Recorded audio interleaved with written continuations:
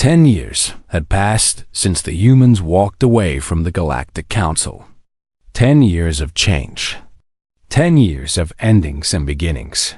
Director Ji-won stood in the observation tower of New Seoul Station, the largest human structure ever built. Through the curved windows, she could see Earth below, blue and green and beautiful. She could see the dozens of ships coming and going, carrying goods and people between human worlds. Ji-won was 45 years old. She had grown up hearing stories about life under the council. Stories of insults and unfair treatment. Stories of hard work without reward. To her generation, those stories seemed almost impossible to believe. How could anyone treat humans so badly? How could anyone be so blind? "Director," said her assistant, a young man named Sejun, "you have a message." From outside, Ji-won frowned. Outside meant beyond human space. It meant the remains of the Galactic Council. "Put it on screen," she said. The face that appeared was familiar. Plix, the little tyranny who had worked with Dr. Hannah all those years ago. But Plix looked different now. Older, wiser. Its golden fur had streaks of white. "Director Ji-won," Plix said. "I hope I am not disturbing you." "Not at all," Ji-won said. "It has been a long time, Plix. How are things in council space?" Plix's glowing eyes dimmed slightly.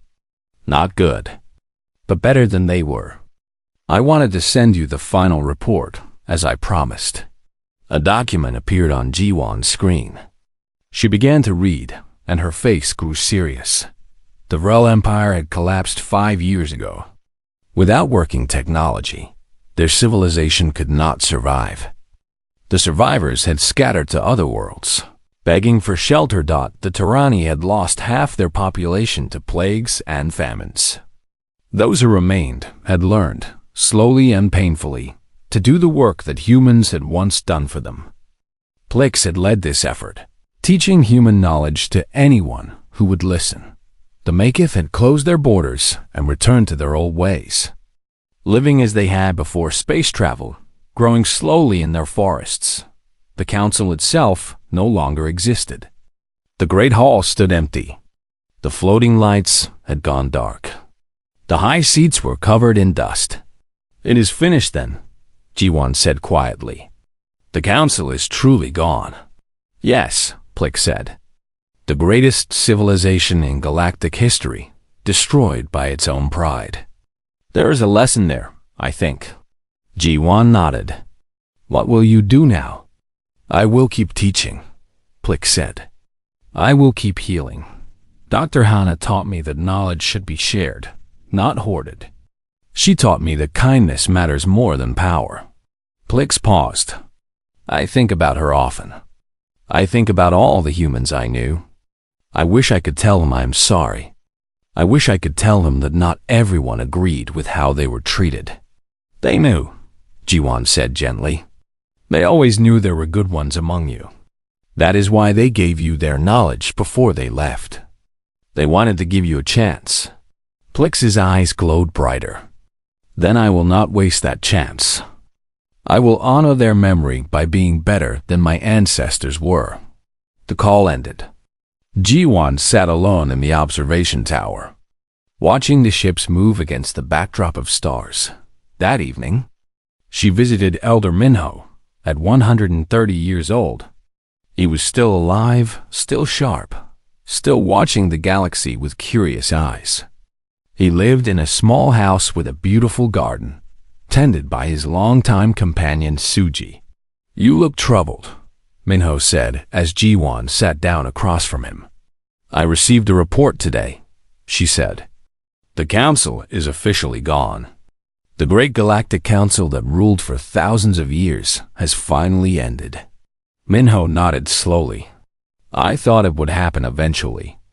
I had hoped it would not happen in my lifetime." "You hoped?" "Of course. I never wanted destruction. I wanted change. I wanted them to learn and grow and become better. But some lessons cannot be taught. Some lessons must be lived." Ji-won looked at the old man. Do you have any regrets? About leaving? About not going back? Minho was quiet for a long moment. I regret many things. I regret that so many people suffered. I regret that so many lives were lost. I regret that we could not find another way. He reached out and took a flower from a nearby vase. It was a simple earth flower, small and purple. But I do not regret walking away.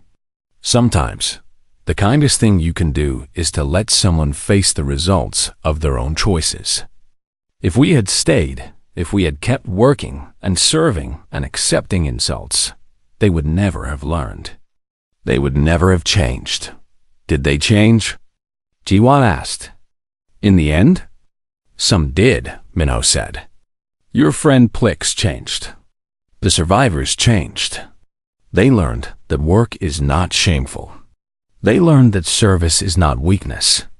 They learned that the ones who keep things running are not lesser, but essential. He smiled. Those are good lessons. Perhaps they will build something better with them. Jiwan nodded. She understood.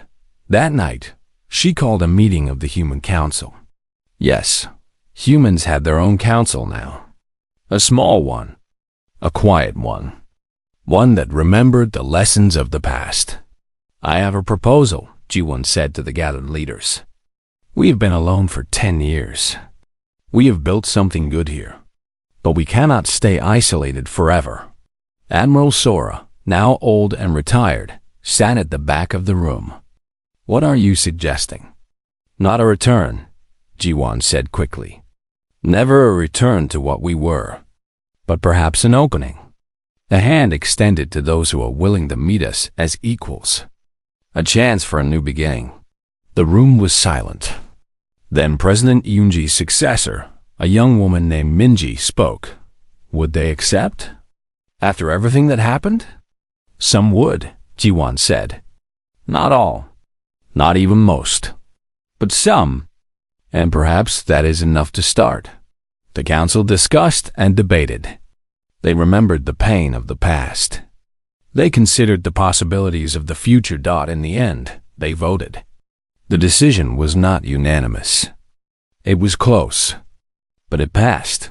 Humanity would open its borders. Not to everyone. Not to those who had not changed. But to those who came with respect, with humility, with a genuine desire to be equals.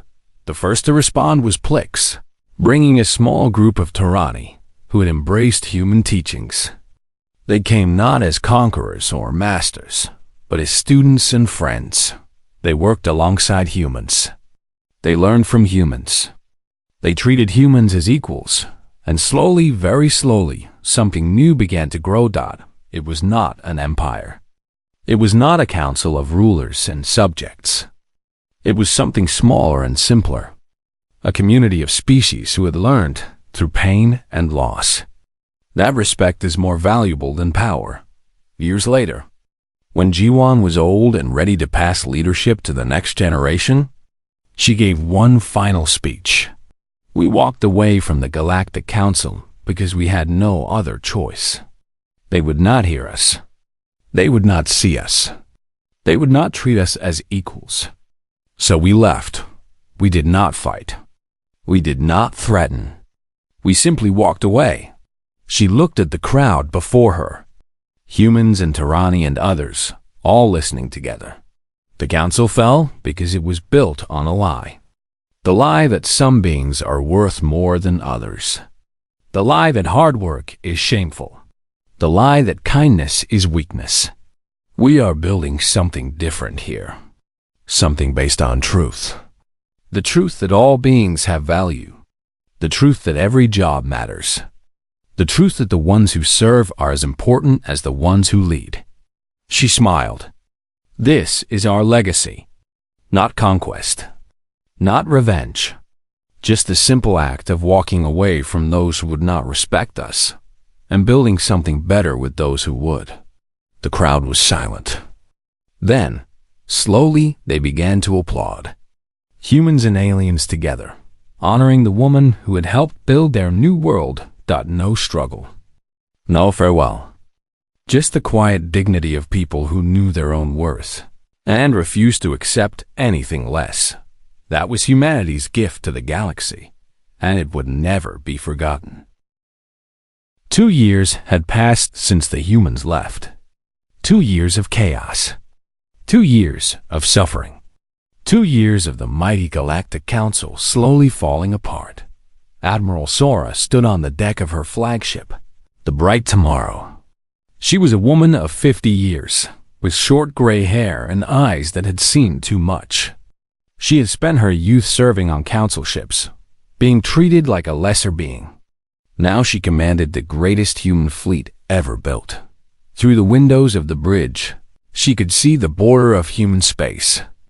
On one side, order and peace. On the other side, the darkness of a crumbling empire. "Admiral," said her communications officer, a young man named Dongwook, "we have ships approaching." "Council ships." Sora nodded. She had been expecting this. "How many?" "5. Small vessels. They are not armed for war. Let them approach. But keep our weapons ready." The council ships came closer. They were beautiful ships made of silver metal and glowing lights. Once, such ships had made humans feel small and primitive. Now, they looked tired and worn. A message came through the communication system. "Human fleet, this is Council Envoy Korthus. We request permission to speak with your leaders." Sora raised an eyebrow. Korthus itself had come. The Speaker of the Galactic Council. The one who had denied humanity's petition 2 years ago. The one who had laughed. "Permission granted," Sora said. "You may dock at Station 7. The council ships docked. Korthus and its delegation were escorted to a meeting room. Sora met them there, along with President Yunji and Elder Minho. Korthus looked different than before. Its blue glass skin was darker, almost gray. Its forearms moved slowly, as if carrying a heavy weight. Its voice, once filled with authority, now sounded tired. "President Yunji," Korthus said. "Admiral Sora. Elder Minho, I thank you for meeting with us." President Yunji nodded. Her face showed nothing. "We are listening." Korthus was silent for a moment. What it was about to do went against everything the council had believed for thousands of years. But there was no other choice. "We come to ask for your help," Korthus said. "The council is failing. Our stations are breaking. Our people are dying. We cannot fix what is broken. We cannot heal what is sick. We need humans to return." Admiral Sora leaned back in her chair. 2 years ago, you denied our petition for equal rights. You laughed at us. Your delegates said we should be grateful you let us work for you at all. Korthus's forearms dropped. "Yes, we said those things. We were wrong." The words hung in the air. Wrong. In thousands of years of council history, no speaker had ever admitted to being wrong. "We were blind," Korthus continued. "We did not see what you truly were. We thought you were servants, workers, tools to be used. We did not understand that you were the foundation on which our civilization stood." Elder Minho spoke for the first time. His old voice was gentle but firm. "And what do you understand now?" Korthus looked at the old man. "I understand that we treated you badly. I understand that we took your work and gave nothing in return. I understand that we were cruel and foolish and proud." It paused. "I understand that we made you leave. And I understand that it was the greatest mistake in council history." President Yunji folded her hands on the table. "What are you offering?" Korthus straightened slightly. "Everything you asked for. Full equal rights. Equal pay. Equal treatment under law. Voting membership in the council. Property rights on any world. Freedom to travel without restriction." "You offered us 30% less than everyone else," Admiral Sora said. "You told us we were not worthy of equal treatment." "We were wrong," Korthus said again. "We will give you more than equal. Double pay. Triple pay. Whatever you ask. Sora smiled. It was not a warm smile. Now you offered to pay us double. After you said we deserved 30% less. Please, Korthus said, and for the first time, there was something like pain in its voice. Please, our people are dying. Our civilization is falling. We need you. The room was quiet. The humans looked at each other. They had waited 2 years for this moment. 2 years of watching the council suffer. 2 years of building their own future. Finally, Admiral Sora spoke. When we walked out of your great hall, you called after us. You said we could not simply walk away from the Galactic Council. Yes, Korthus said quietly. Ambassador Dohyun answered you. He said we were not walking away from the council. We were walking away from you. Sora leaned forward. Do you understand the difference now? Korthus nodded slowly. You were walking away from us. From how we treated you. From the insults and the laughter and the disrespect. Yes, Sora said. And now you come here, asking us to return. Offering money and rights and promises. Is it not enough? Korthus asked. Sora shook her head. It is not about enough. It is about something you still do not understand. Then help me understand, please. Admiral Sora looked at President Unji and Elder Minho. They nodded. For 200 years, Sora said, we gave everything to the council. Our work, our skills, our lives. And in return, you gave us contempt. You made us feel small. You made us feel worthless. She stood up and walked to the window. The stars filled the darkness outside. But here's what you never knew. We never needed you to feel worthy. We never needed your approval or your respect. We knew our own value. We always knew. She turned back to face Korthus. When we left, it was not because you hurt us. It was because we finally decided to stop letting you hurt us. We stopped asking for what we deserved. We stopped begging for scraps of dignity. We simply walked away and built something better for ourselves. And now? Korthus asked. Will you never return? Admiral Sora smiled again. This time, it was almost sad. We have learned something these past 2 years, she said. We learned that we do not need the council. We do not need your stations or your trade routes or your grand civilization. We can survive on our own. We can thrive on our own. She sat back down. We found that we prefer our own company. Korthus was silent for a long moment. When it spoke again, its voice was barely a whisper. Then there is no hope for us? Elder Minho answered. There is always hope. But hope cannot be bought with money or promises. Hope must be earned. How? Korthus asked. How can we earn it? Minho smiled gently. That is something you must figure out for yourselves. For the first time in your long history, you must do the hard work. You must learn the lessons we learned. You must become better than you were. And if we do? Korthus asked. If we change? If we truly become different? President Unji spoke. Then perhaps, one day, things will be different between us. But that day is not today. Today, our answer is no. The council delegation left human space empty-handed. They returned to a galaxy that was still crumbling, still suffering, still paying the price for centuries of pride and blindness. But Korthus carried something back with it. Not hope, exactly. Something smaller. Something harder. A seed. A tiny seed of understanding. Perhaps it would grow. Perhaps it would not. But for the first time, the Great Galactic Council understood that some things could not be bought or demanded, or taken by force. Some things had to be earned. The first cracks appeared 6 months after the humans left. They were small at first. Easy to ignore. Easy to blame on other things. On the Vrel homeworld, a power station stopped working.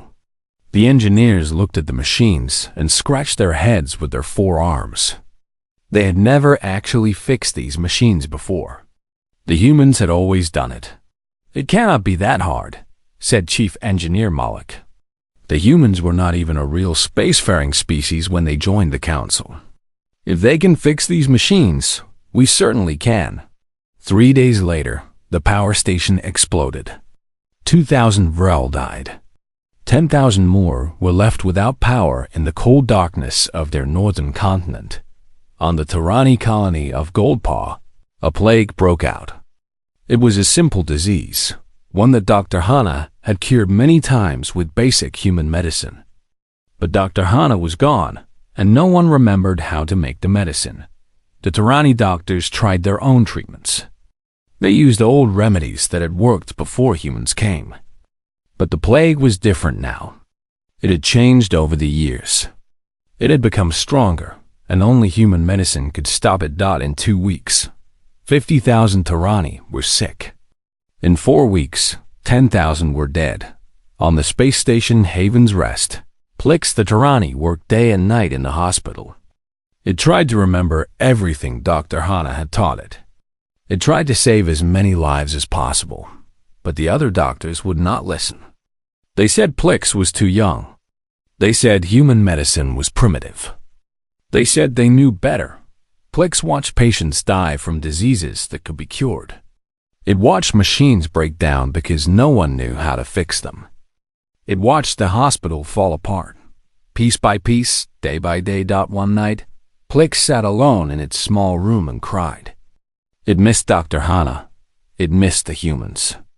It missed the days when the hospital worked and patients lived. Why did they leave?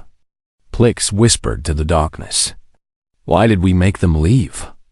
On the mining world of Ketho 7, Trunk the Maketh stood at the entrance to the empty tunnels. For 3 months, it had tried to find workers who could survive the conditions down there. It had offered huge amounts of money. It had begged other species for help. No one could do it. The Vrel were too tall. The Tarani were too weak. The Maketh themselves could not stand the heat. Only humans had the strange combination of strength, flexibility, and endurance needed for the work. The tunnels stayed empty. The mines produced nothing. The precious metals that the galaxy needed remained buried in the ground. We should have paid them more, Trunk said to itself. We should have treated them better. We should have listened. But it was too late for Shidov's dot in the Great Hall of the Galactic Council. Emergency meetings became daily events. Reports came in from every corner of council space. Broken machines, dying patients, failing farms, collapsing stations. Korthus, the council speaker, sat in its high seat and listened to the reports. With each one, its forearms grew more still. Its blue glass skin grew more pale. This is temporary, Korthus said at each meeting. Our engineers will learn. Our doctors will adapt. We do not need the humans. But the cracks kept growing. A transport ship lost power in deep space. Without human mechanics, no one could fix it. 3,000 passengers died waiting for help that never came. A food processing plant on a Maketh world broke down. Without human technicians, no one could restart it. Famine spread across the planet. A research station lost its cooling systems. Without human engineers, no one could repair them.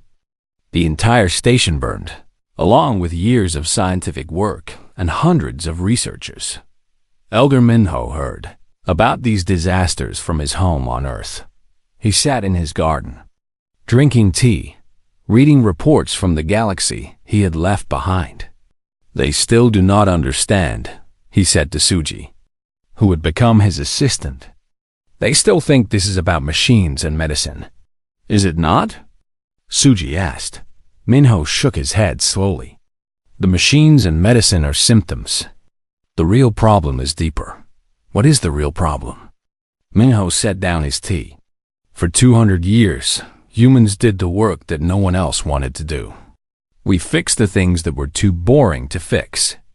We healed the patients that were too poor to matter. We dug the holes that were too deep and too dangerous. We did these things because we had to, because no one else would. He looked up at the sky, at the stars that were beginning to appear in the evening light. The other species never learned to do these things themselves.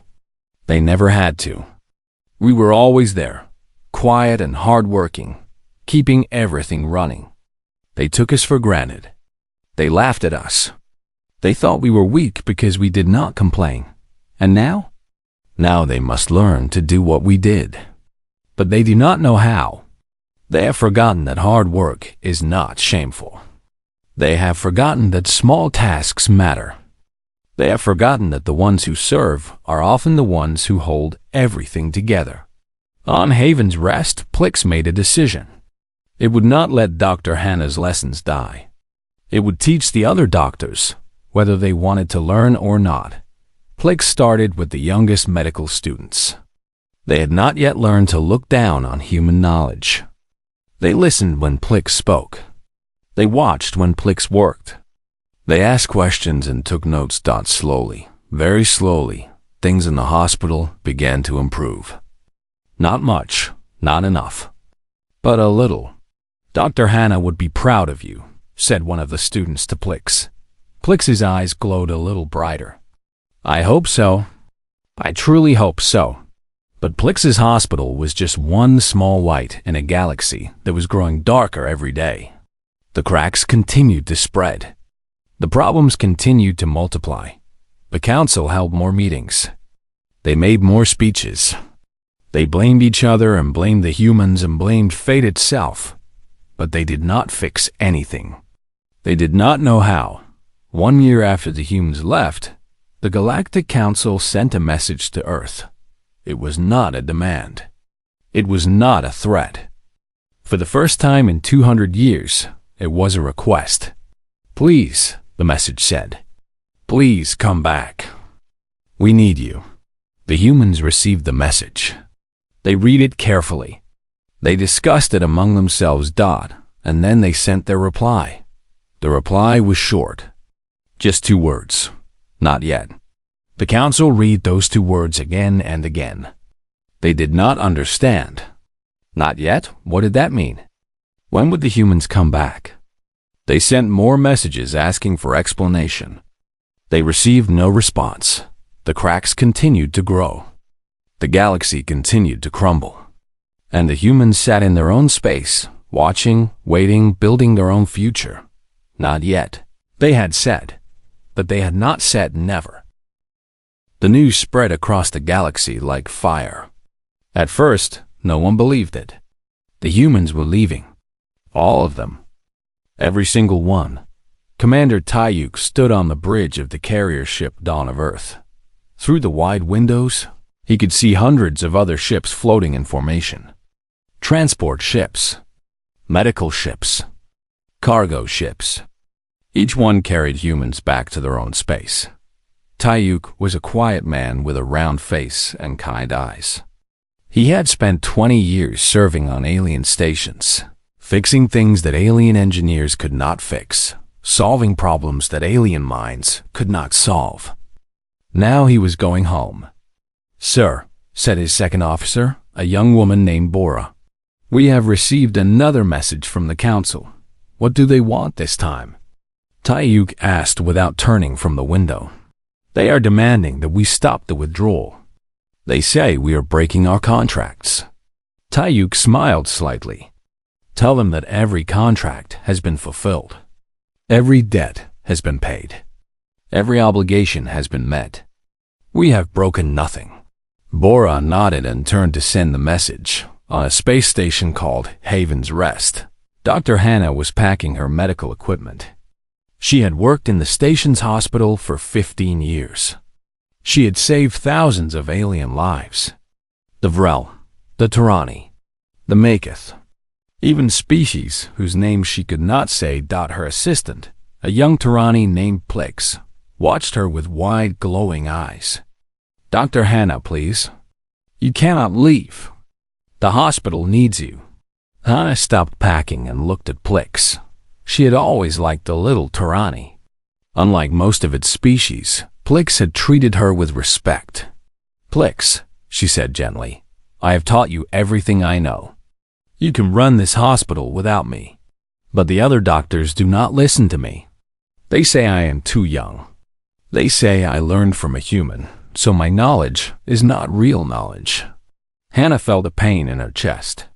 She had heard such words many times. Human knowledge was not real knowledge. Human work was not real work. Humans were useful, but they were not equal. "Then teach them," she said.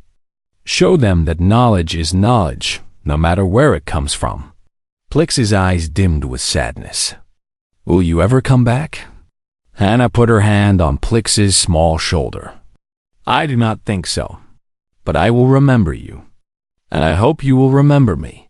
She finished packing and walked out of the hospital. She did not look back. On the mining world of Ketho 7, human workers were boarding transport ships. They had dug the precious metals from the ground. They had built the machines that processed them. They had worked in conditions that would kill most aliens in hours. The mine supervisor, a large maketh named Trunk, watched them go. Its bark-like face showed confusion. "This is wrong," Trunk said to no one. "Who will work the mines now?" A human man named Hyunwoo stopped near Trunk. He was covered in dust and sweat. His hands were rough and scarred from years of hard work. "You will have to find someone else," Hyunwoo said, "or learn to do it yourselves." "But no other species can survive down there," Trunk said. "The heat, the pressure. Only humans can work those tunnels." Hyunwoo shrugged. "Then I guess the tunnels will be empty." He walked onto the transport ship. The doors closed behind him. Back in council space, the leaders were meeting. They did not believe the humans would really leave. It had to be a trick, a strategy to get better deals. "Let them go," said Korthus, the council speaker. "When they realize they cannot survive without us, they will come back. They will beg for their old jobs." The other council members agreed. Humans were useful, yes, but they were not important. The galaxy had existed for millions of years before humans crawled out of their caves. It would exist for millions more without them. But the humans kept leaving, from space stations and ships, from hospitals and factories, from farms and mines and research labs. Quietly, without anger, without demands, they packed their things and went home. Doctor Hana joined a medical ship heading to Earth. Commander Taiyuk led a fleet of engineers back to human space. Hyunwoo and thousands of other workers crowded onto transport ships. They left behind empty rooms and silent machines. They left behind projects half-finished and systems that only they knew how to fix. They left behind alien friends who cried and alien enemies who laughed. Elder Minho watched the exodus from his small ship. He was the oldest human in council space, nearly 120 years old. He had been one of the first humans to meet alien life. He had helped build the relationship between Earth and the Council. Now he was watching it end. "I warned them," he said to his companion, a human woman named Suji, 50 years ago. "I told the Council that this day would come. I told them that humans would not be servants forever." Suji was young, barely 30. She had never known a time when humans were treated as equals anywhere in the galaxy. Did they listen? "No," Minho said. "They laughed at me. They said humans were too weak, too dependent. They said we would never leave because we had nowhere else to go. And now?" Minho looked out at the stars. "Now they will learn that humans do not need much. We do not need great halls or floating cities. We do not need to rule the galaxy. We only need each other." The last human ships left Council space 3 months after Ambassador Dohyun walked out of the Great Hall. There was no ceremony, no farewell speech, no angry words or sad goodbyes. Just empty chairs where humans used to sit. Silent machines that humans used to run. Dark corridors where humans used to walk. On Earth, people watched the ships come home. Millions of humans, returning from every corner of the galaxy. They brought with them skills and knowledge that no other species had. They brought with them memories of laughter and insults, of kindness and cruelty. President Unji stood at the main spaceport, welcoming the returning ships. She was a tall woman with silver hair and steady eyes. She had never left Earth, but she understood what was happening. "Welcome home," she said to each ship that landed. "You are safe now. You are valued now. You are equal now." The humans settled back into their own space. They built new stations with human hands. They grew food on human worlds. They healed the sick with human medicine. They did not ask the council for anything. They did not need to dot, and slowly, very slowly, the council began to realize that something was wrong. The machines were breaking down. The hospitals were overcrowded. The mines were closing. For 200 years, humans had been the hands that kept the galaxy working. Now those hands were gone, and the galaxy did not know how to work without them. The Great Hall of the Galactic Council was the largest room Ambassador Do-hyun had ever seen. It stretched upward for hundreds of meters, with lights floating in the air like small stars. The walls were made of a dark metal that seemed to eat light. Thousands of seats filled the space, arranged in circles that went up and up toward the ceiling. Do-hyun stood at the center of the floor. He was a tall man with gray hair and tired eyes. He had spent 30 years of his life in this hall, asking for the same thing again and again. Today, he would ask one more time. Behind him stood Captain Yuna. She was younger, with sharp eyes and a straight back. She wore the uniform of Earth's space fleet, dark blue with silver stars on the shoulders. Her face showed nothing, but her hands were tight fists at her sides. The alien delegates filled the seats above them. There were the Vrel, tall beings with 4 arms and skin like blue glass. There were the Tyranni, small creatures covered in golden fur with eyes that glowed in the dim light. There were the Maketh, who looked like walking trees with faces carved into their bark. And there were dozens of other species, each stranger than the last dot. At the highest seat sat the council speaker. It was a Vrel named Korthus, ancient and powerful. Its 4 arms moved slowly as it spoke, and its voice filled the entire hall without any need for machines. "Ambassador of Earth," Korthus said, "you may speak." Do-hyun stepped forward. He had given this speech so many times that he could say it in his sleep. But he spoke each word carefully, because words were all he had. "Honored members of the Galactic Council," he began, "I come before you today to ask, once again, for equal trade rights for humanity. For 200 years, humans have served this council. Our engineers keep your ships flying.